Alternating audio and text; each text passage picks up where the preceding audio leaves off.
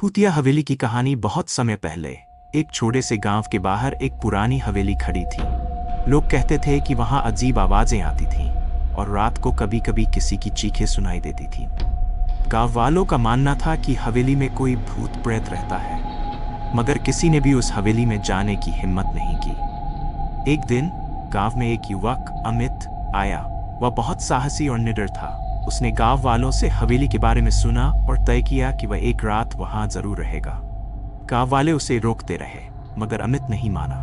रात के समय जब आसमान में घना अंधेरा छाया था, अमित हवेली के पास पहुंचा। हवेली का दरवाजा धीरे धीरे चरचरा कर खुला। उसने अंदर कदम रखा और चारों ओर देखा। हवेली की दीवारों पर घने जाले लगे थे और एक अजीब सी खामोशी छाई हुई थी। अमित अंदर के एक कमरे में गया जहां एक पुराना पलंग और टूटे फर्नीचर पड़े थे। अचानक कमरे की दीवार से एक आवाज आई, तुम यहाँ क्या कर रहे हो? अमित ने घबराते हुए चारों ओर देखा, लेकिन कोई नजर नहीं आया।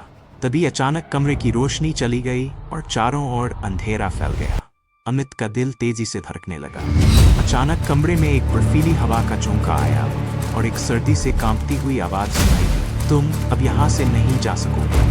अमित ने डर को हिम्मत में बदला और जैसे ही उसने दरवाजे की ओर कदम बढ़ाए, एक कटा हुआ चेहरा उसके सामने आया। ये चेहरा किसी इंसान का नहीं, बल्कि एक भूतिया आत्मा का था। अमित चिल्लाया, लेकिन उसकी आवाज जैसे हवा में विलीन हो गई। फिर वह भूतनी बोली, तुम जैसे और कई लोग यहाँ आए थे, पर कोई वापस नहीं गया। अमित ने पूरी ताकत लगाई और दरवाजा खोलने की कोशिश की, लेकिन दरवाजा बंद हो गया। फिर अचानक सब कुछ चुप हो गया और वह भूतनी गायब हो गई। अमित भागते हुए हवेली से बाहर निकला और जब गांव वापस आया तो उसकी आंखें आतंक से भरी हुई थीं। गांव वाले जानते थे कि अमित अब पहले जैसा नहीं रहा। हवेली का रहस्य आज भी वही है, अनसुलझा और डरावना।